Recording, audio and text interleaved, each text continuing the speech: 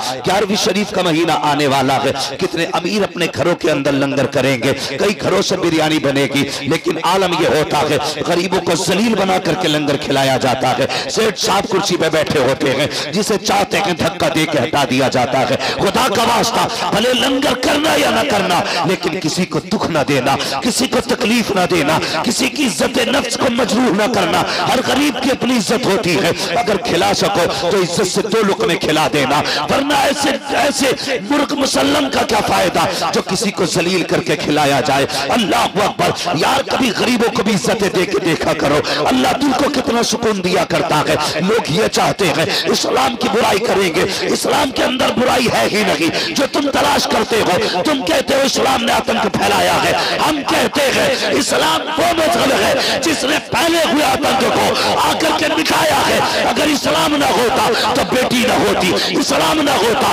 तो माँ ना होती, इस्लाम ना होता तो रिश्ते ना होते, इस्लाम ना होता मोहब्बत ना होती, इस्लाम ना होता दर्द ना होता। खुदा की कसम, वो जो न थे तो कुछ न था, वो जो न हो तो कुछ न हो। जान है वो जहान की, जान है दो जहान। ये मजहब है इस्लाम। समझो इस्लाम को और अपने अंदर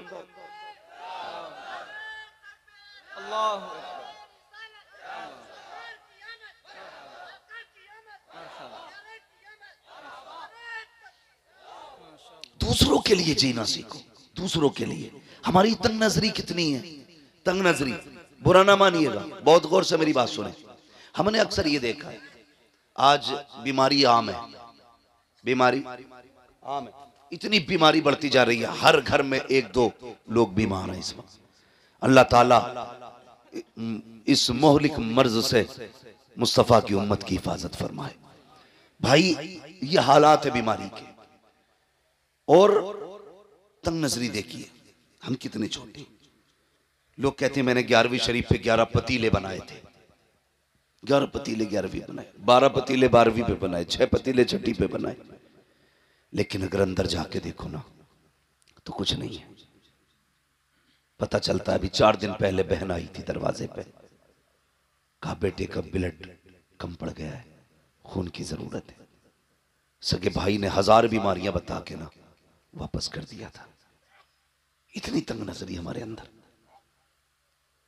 भतीजे भाई हॉस्पिटल में पड़े, इलाज के लिए पैसे नहीं, और हम 11 पतीलों पे मौज कर रहे हैं।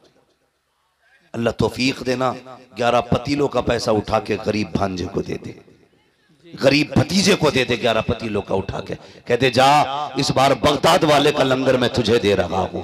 खुदा की कसम खा के कहता हूं, अगर तुमने ऐसा कर लिया, वो 11 पतीले के पैसे उठा करके गरीब भांजों को दे दिए, गरीब भतीजों को दे दिए, गरीब रिश्तेदारों की दवा के लिए दे दिए, दावे के साथ कहता हूं भली तेरी कौरमे बिरयानी से, तेरे सर्दे से बगदाद वाला इतना राजी ना हो जितना गरीब की दवा से बगदाद वाला राजी हो जाए। सुभान अल्लाह, सुभान अल्लाह। लेकिन करते जगह इतनी हम नहीं देंगे। अगर हमने उठा के ना हॉस्पिटल में दे दिया ना तो सिर्फ भाई को पता होगा, बहन को, बहनोई को पता होगा। ये जो 11 भगोने बन रहे हैं ना, इसे 1100 लोग देखते हैं।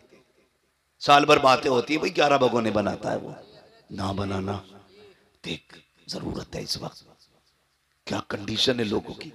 मैं कल एक खबर सुनी, अभी तक जहन से बात नहीं निकली। एक बीमार इसलिए चला गया कि इलाज के लिए पैसा नहीं था, इसलिए एक बीमार चला गया, इलाज के लिए पैसा नहीं था। लोग क्या सोचते, मेरी समझ में बात नहीं आती कि ज़हनियत के साथ हम जी रहे, भेजे में बात हमारे नहीं आती। लोग ये सोचते हैं जो पेशावर मांगने वाले हैं उन्हें देने में सवाब है। भाई सिर्फ मांगने वालों को जरूरतमंद ना समझा करो। कितने ऐसे भी हया वाले हैं, भूख से मर तो जाते हैं, किसी के आगे हाथ नहीं फैलाया करते। बेशक, सुभान अल्लाह। ऐसे भी जरूरतमंद होते, मर जाते हैं लेकिन किसी के आगे हाथ नहीं फैलाते। लोग कहते हैं अच्छा है, हट्टा कट्टा है। मैंने हंसते हुए देखा। भाई कभी उसकी मुस्कुराहट के पीछे का पर्दा हटा के भी तो देख, शायद उसकी हंसी में हजारों गम छुपे होंगे। कभी ये तो देख, ये जो मुस्कुरा रहा है, इसकी मुस्कुराहट के पीछे की सच्चाई क्या है, ये कैसे पता चलेगा। सुन, कभी दोपहर में इसके चूल्हे से धुआं ना उठे, तेरा पड़ोसी है, शाम में धुआं ना उठे तो कभी पूछ लिया कर, यार आज बाजार का दिन था, सबके घर चूल्हा जला गया, आज तेरे घर धुआं नहीं उठा। अगर वो कहते कोई बात नहीं, जरूरत नहीं थी, दोपहर की रखी थी, समझ लेना गुर्बत आ गई है, समझ लेना गुर्बत आ गई है। तुम्हें क्या लगता है? तुम्हें यह लगता है कि नामवरी के 36 नारे लगा के अल्लाह राजी होगा? और यार अगर किसी के चूल्हे से धुआं ना उठे और तुझे ये लग जाए कि ये गरीब है, आज इसके घर में कुछ नहीं बना, खुदा की कसम अपने घर की पकी हांडी उठा उस गरीब के बच्चों के आगे जाके रख दे। दावे के साथ कहता हूं, मुर्ग मुसल्लम खाने से दिल को इतनी ठंडक नहीं मिलती जितना अपने आगे का किसी गरीब को खिलाने से अल्लाह सुकून अता फरमाता। बेशक सुभान अल्लाह। ये जगह है हमारे दिलों में, कोई जगह हमारे दिल में नहीं है, कोई जगह। इतनी तंग नजरी हमारे अंदर है। हमारी बेटियां, हमारी बहनें बूढ़ी हो रही है, बाल सफेद हो गए, आके कह रहा दुआ करना, भांजी जवान है, कितनी उम्र हो गई, 35 साल हो गए, रिश्ता नहीं हो रहा है। क्यों तेरी शादी नहीं हुई? हाँ हुई है ना मौलवी साहब, मेरी भी हुई है, बच्चे हैं, अल्लाह का शुक्र है, मैंने सबकी शादी कर दी, अभी इसी साल बेटे की शादी की है। क्यों? तूने मामू होने का इतना हक अदा किया, हमसे आके सिर्फ दुआ के लिए कह रहा है? अल्लाह ने तुझे बेटा दिया है और बहन को बेटी दी है। बहन गरीब है, बहन की बेटी में कमी नहीं है, कमी सिर्फ इतनी है कि तुम्हारा बहनोई किसी दामाद को 5 लाख में खरीद नहीं सकता। इतना ऐब है लड़की के अंदर कि उसका बाप 10 लाख कैश नहीं दे सकता, इसलिए शादी नहीं हो रही है बच्ची की। और तुम आके कहते दुआ करना।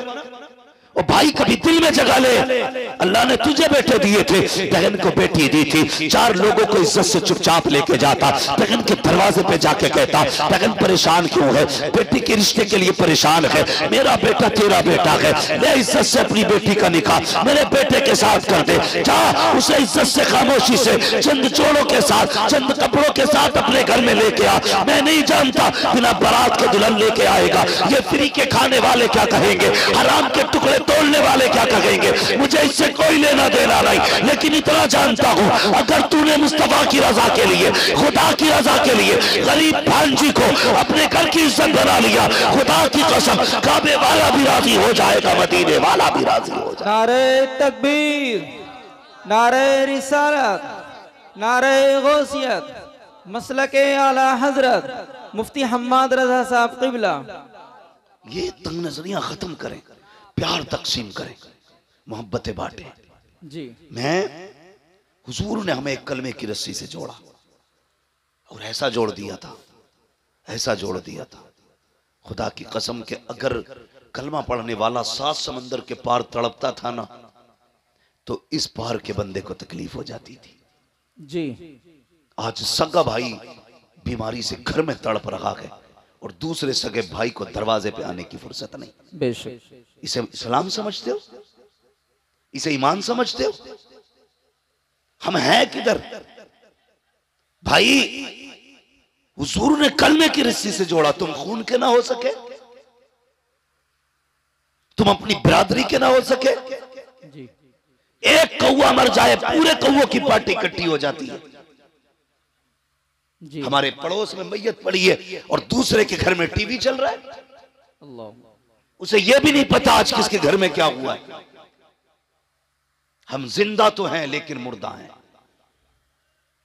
हम हरकत कर सकते हैं लेकिन हमारे दिल बेजान हो चुके। दिलों में जगह पैदा करें, नौजवानों दर्द पैदा करो, एक दूसरे के लिए मोहब्बतें पैदा करो। मेरे हुजूर है, एक खातून आ गई, उसने हुजूर को इशारे से बुलाया, सरकार अपनी जगह से उठे, अरब की गर्मी, धूप सख्ती की थी, शिद्दत की धूप थी। हुजूर चले गए और उससे बातें करने लगे। काफी देर तक वो हुजूर से बातें करती रही, काफी देर तक। फिर जब वो खातून चली गई, से आबा कहने लगे, या रसूल अल्लाह, इतनी गर्मी में आप खड़े थे और ऐसी औरत से बातें कर रहे थे जिसे सारे लोग पागल कहते। हुजूर मुस्कुरा दिए, कहने लगे तो क्या हुआ? कहने लगे, या रसूल अल्लाह, आप पागल औरत से बातें कर रहे। फरमाने लगे, फिर क्या हुआ? क्या हुजूर, इसे तो कोई शहर में मुंह नहीं लगाता। मेरे नबी के जुमले क्या थे? फरमाया, जिसे कोई मुंह नहीं लगाता उसे मोहम्मद रसूलुल्लाह मुंह लगाया। बेशक, सुभान अल्लाह, सुभान अल्लाह। जिसका कोई दुख सुनने तैयार नहीं, उसका मैं दुख सुनने के लिए तैयार हूं। आज कितना दुख सुनते हैं हम अपनों का। अगर कोई कहे, यार भाई मेरी बात सुन ले, अरे यार बंद कर, तेरी सीता मीता अपने पास रख। जी। किधर जा रहे हैं? हमेशा यूसुफ भाई ने एक बात कही थी, हमेशा जीतना जीत नहीं होती है, कभी हारना भी जीतना हुआ करता है। बेशक हमेशा अपनों से आगे निकलना जीत नहीं, कभी अपनों को आगे निकाल देना भी जीत होता है। मगर ये जगहें नहीं है हमारे दिल में। हम तो मकान भी इसलिए ऊंचा करते हैं ताकि पड़ोसी का मकान मेरे मकान से ऊंचा ना रहे। जी ये नियत है हमारी। जवानों, जिंदगी 25, 30, 60, 70 बस। बहुत कम लोग हैं जो 70 की लाइन पार कर रहे हैं। एक दिन तू और मैं भी किसी जनाजे पे लेटे होंगे। बेशक लोग तेरे मेरे जनाजे का मस्जिद से ऐलान करेंगे, आज फला नहीं रहा, आज फला नहीं रहा, इसका जनाजा ही तेरे वक्त होना है। क्या कर लेना है फिर? लौट के आ सकता कोई जनाजे से उठ के? नहीं। कोई कब्र से आएगा? नहीं ना। जिस दिन आपके बंद हो गई सारा मामला खत्म हो जाएगा। खुदारा चंगा पैदा करो दिलों में। अपनों के लिए जीते हो, कभी दूसरों के लिए जिया करो, दूसरों के लिए। आज हम मकान इसलिए ऊंचे कर रहे हैं कि मेरे मकान इसके मकान से आलीशान हो जाए, इसलिए टाइल्स लगा रहा है सामने वाले के मुंह पे कि इसका मकान मेरे मकान से अच्छा लगे, और पड़ोसी को बुला के कहता देख भाई कोई कमी तो नहीं रह गई। खुदारा वो कहा था किसी ने, कितने कमजर्फ हैं ये ऊंचे मकानों वाले, वाह। हम गरीबों का तो सूरज भी छुपा लेते हैं। भाई कभी हवेली भी इसलिए ऊंची ना करना कि पड़ोसी मुझसे आला ना जा सके, कभी पड़ोसी की रजा के लिए मकान ना बना, अल्लाह जन्नत में तेरा महल आला बना।